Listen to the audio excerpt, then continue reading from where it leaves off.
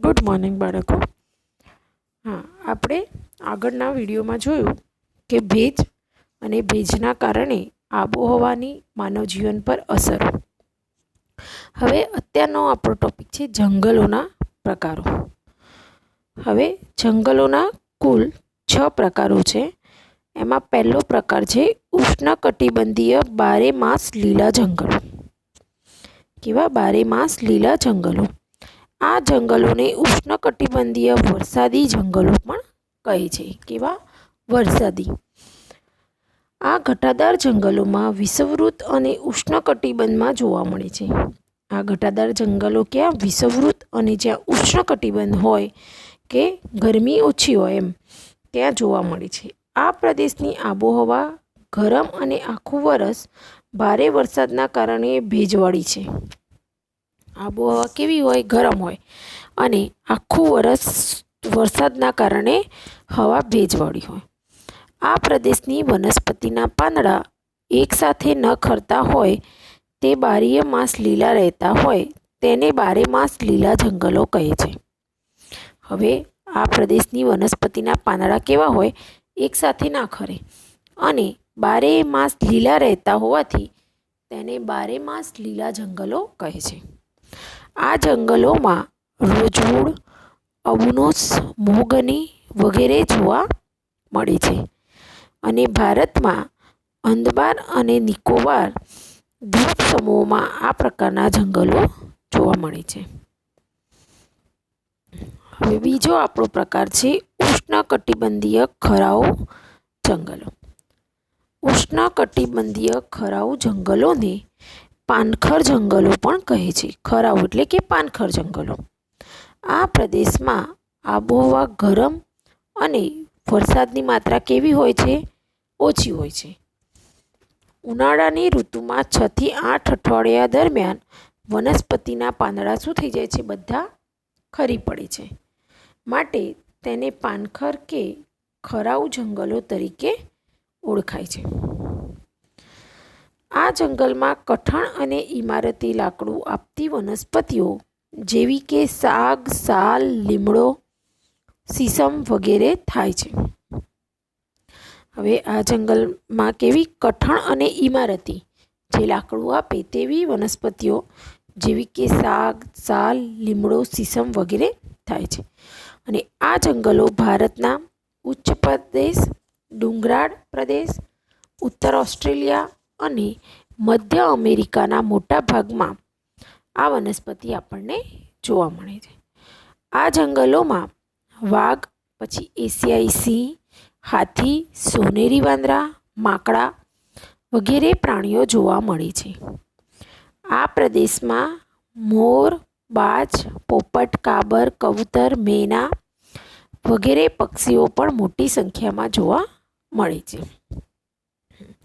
એટલે ખરાઉ જંગલમાં રીતે. હવે ત્રીજો પ્રકાર છે આપણો સમશીતોષણ બારેમાસ લીલા જંગલો. આગળના જે જંગલો હતા એ કેવા હતા? ઉષ્ણકટિબંધ બારેમાસ લીલા અને ઉષ્ણકટિબંધ ખરાઉ. હવે આ સમશીતોષણ બારેમાસ લીલા જંગલો આવશે ને ખરાઉ જંગલો. એની પહેલાં આપણે જોઈએ તો ત્રીજો પ્રકાર લીલા જંગલો. આ પ્રદેશનું તાપમાન કેવું? સમ અને વરસાદ વધારે પ્રમાણમાં પડતો હોય છે. તાપમાન કેવું હોય છે? સમ અને વરસાદ વધારે પ્રમાણ. આ પ્રદેશમાં બારેમાસ લીલા જંગલો આપણને જોવા મળે છે. આ જંગલો દક્ષિણ પૂર્વ અમેરિકા, દક્ષિણ ચીન અને દક્ષિણ પૂર્વ બ્રાઝિલમાં તેમજ ભારતના ઉત્તર પૂર્વ પર્વતીય પ્રદેશમાં પણ આ જંગલો જોવા મળે છે. તો આ કયા કયા જગ્યા પર જંગલો જોવા મળે છે તે પ્રદેશો આપણે યાદ રાખવા પડે. આ જંગલમાં આપણને વાંસ, ચીડ અને નીલગિરી જેવી મુખ્ય વનસ્પતિઓ થાય છે. અને આ જંગલોમાં આપણને હાથી, પછી એકશીંગી ગેંડો વગેરે પ્રાણીઓ પણ જોવા મળે છે. 4 નંબરનો પ્રકાર છે આપણો સમશીતોષણ ખરાઉ જંગલો. આ જંગલો કર્કવૃતથી ઉત્તર અને મકરવૃત્તથી દક્ષિણ બાજુના પ્રદેશોમાં જોવા મળે. આ જંગલો ઉત્તર પૂર્વ અમેરિકા, ચીન, ન્યૂઝીલેન્ડ, ચીલી અને પશ્ચિમ યુરોપ તેમજ ઉત્તર ભારતના પણ જોવા મળે છે. આ જંગલમાં ઓક, મેપલ જેવી મુખ્ય વનસ્પતિ જોવા મળે છે અને અહીંયા આ જંગલો હરણ, શિયાળ, વરુ જેવા પ્રાણીઓ જોવા મળે આપણને. પાંચમો પ્રકાર છે આપણો ભૂમધ્ય સાગરના જંગલો. આ જંગલો ભૂમધ્ય સાગર નજીકના પ્રદેશમાં જોવા મળે છે, જે મોટાભાગનો યુરોપ, આફ્રિકા, એશિયા ખંડમાં જોવા મળે છે. આ મોટાભાગના જંગલો આપણને ક્યાં જોવા મળે? યુરોપ, આફ્રિકા અને એશિયા ખંડમાં. આ પ્રદેશની આબોહવા ઉનાળામાં ગરમ શુષ્ક, ઉનાળામાં કેવી હોય? ગરમ અને સૂકી. શિયાળામાં ઠંડી અને ભેજવાળી. આ પ્રદેશમાં ખટાશવાળા ફળોની વનસ્પતિ થાય છે, જેમ કે સંતરા, અંજીર, ઓલિવ એટલે જૈતુન, દ્રાક્ષ વગેરે મુખ્ય જોવા મળે છે.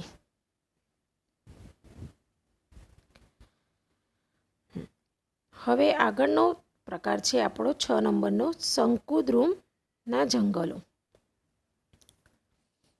શીત આબોહવા ધરાવતા પ્રદેશો આશરે 50°C ઉત્તરથી 70 ઉત્તર અક્ષાંશનો પ્રદેશ તેમજ ઊંચા પર્વતીય પ્રદેશોમાં આ જંગલો જોવા મળે છે.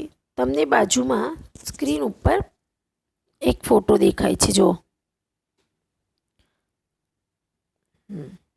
આ કેવા છે? શંકુદ્રુમ જંગલનો ફોટો છે.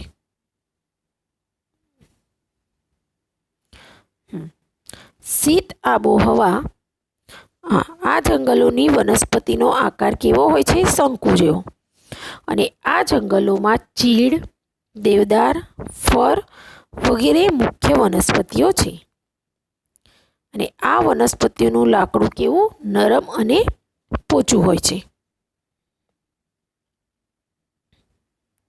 તે કાગળ, દિવાસળી કે પેકિંગ માટે વધારે ઉપયોગી છે. આ જંગલનું લાકડું પોચું ને એવું હોય છે, એટલે વધારે પડતા દિવાસળી, કાગળ પેકિંગ માટે થાય છે. આ પ્રદેશમાં વાંદરા, ધ્રુવીય રીંછ, કસ્તુરી મૃગ, યાક વગેરે જોવા મળે છે. આમ જંગલોના કુલ 6 પ્રકારો છે. હવે આગળનો આપણો મુદ્દો છે ઘાસના મેદાનો. તો હવે ઘાસના મેદાનોમાં 2 પ્રકારના મેદાનો છે ઘાસના: ઉષ્ણકટિબંધીય ઘાસના મેદાનો અને બીજા સમશીતોષ્ણ ઘાસના મેદાનો. પહેલો પ્રકાર જોઈએ.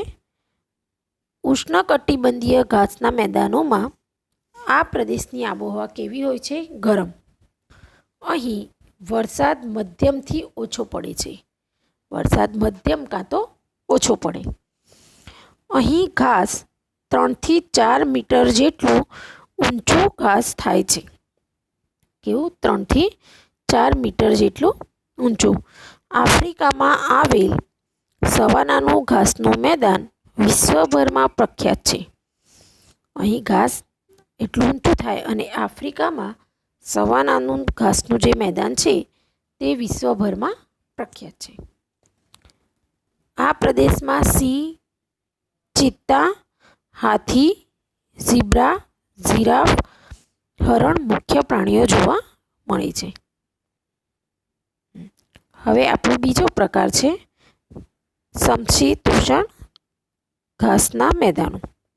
સમ આબોહવા ધરાવતા ખંડોના મધ્યમાં આવેલ પ્રદેશમાં ટૂંકું અને પૌષ્ટિક ઘાસ થાય છે. આ સમ આબોહવા ધરાવતા ખંડોમાં મધ્યમાં આવેલ પ્રદેશમાં કેવું ઘાસ થાય છે? ટૂંકું અને પૌષ્ટિક. આ પ્રદેશમાં જંગલી ભેંસ, બાયસન અને કાળિયાર જેવા પ્રાણીઓ જોવા મળે છે. ગુજરાતમાં ભાવનગરના વેળાવદર અને કચ્છના બંને વિસ્તારમાં આ પ્રકારનું ઘાસ થાય છે. આમ જંગલો 6 પ્રકારના અને ઘાસના મેદાનો ટોટલ કેટલા? 2 છે. હવે છેલ્લો ટોપિક છે કાંટાળી વનસ્પતિ અને ઝાડી ઝાંખરા. આપણને નામ પરથી જ ખબર પડી જાય કે કાંટાળી વનસ્પતિ, કાંટા વાગે તેવી, કાંટા હોય તે, અને ઝાડી ઝાંખરા જેવી. રણ પ્રદેશની આબોહવા કેવી હોય? ગરમ અને શુષ્ક, એકદમ સૂકી. આ પ્રદેશમાં વનસ્પતિ ઓછી થાય. રણ પ્રદેશ હોય ત્યાં વરસાદ પણ ઓછો પડે, ગરમી વધારે પડે, એટલે આવા પ્રદેશમાં વનસ્પતિઓ કેવી? ઓછી થાય.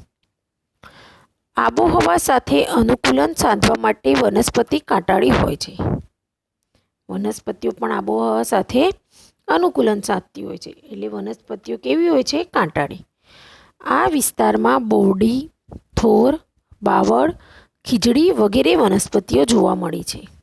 કેવી? જો બોરડીમાં કાંટા હોય, થોર, બાવળ, ખીજડી દરેક વનસ્પતિ કેવી? કાંટાળી છે. આ પ્રદેશમાં ઊંટ, શિયાળ, ઝરખ જેવા પ્રાણીઓ જોવા મળે. કચ્છના નાના રણમાં જોવા મળતું ઘુડખર પ્રાણી વિશ્વમાં અજોડ છે. કચ્છનું જે રણ છે તેમાં જોવા મળતું કયું પ્રાણી? ઘુડખર. એ પ્રાણી વિશ્વમાં અજોડ છે. આ ઉપરાંત મોટા રણમાં કાદવ કીચડવાળા વિસ્તારમાં સુરખાબ પક્ષીઓ જોવા મળે છે. જ્યાં કાદવ કીચડવાળો વિસ્તાર હોય ત્યાં સુરખાબ પક્ષીઓ જોવા મળે છે. અહીં યાયાવર પક્ષીઓ પણ આવે છે. આ પ્રદેશમાં સાપ અને વીંછી પણ જોવા મળે છે. આ ઉપરાંત પર્વતની ઊંચાઈવાળા પ્રદેશમાં ઠંડી અને શુષ્ક આબોહવાવાળા પ્રદેશમાં ઝાડી ઝાંખરા અને ટૂંકું ઘાસ હોય છે. જે પર્વતની ઊંચાઈવાળો જે પ્રદેશ હોય તેમાં ઠંડી અને શુષ્ક આબોહવા હોય, એટલે આ પ્રદેશમાં ઝાડી ઝાંખરા અને ટૂંકું ઘાસ થાય છે. હિમાલય અને લદ્દાખમાં આવી વનસ્પતિઓ આપણને જોવા મળે છે. અહીં હિમદીપડા, ચિત્તા, પાંડા વગેરે પ્રાણીઓ આપણને જોવા મળે છે. કાશ્મીરમાં પશ્ચિમનો બકરી જોવા મળે છે. કાશ્મીરમાં પશ્ચિમનો બકરી પણ જોવા મળે છે. આમ આ જે કાંટાવાળી વનસ્પતિ અને ઝાડી ઝાંખરા જે છે તેમાં આ પ્રકારની વનસ્પતિ અને આ પ્રકારના પ્રાણીઓ જોવા મળે છે. હા, તો મિત્રો અહીંયા આપણને વાતાવરણનું નિર્માણ, વાતાવરણના વાયુઓ, વાતાવરણની સ્તર રચના, હવામાન વિશે, આબોહવા વિશે, પછી પવનો, ભેજ, જંગલોના પ્રકાર અને ઘાસના મેદાનો વિશે માહિતી મળી ગઈ.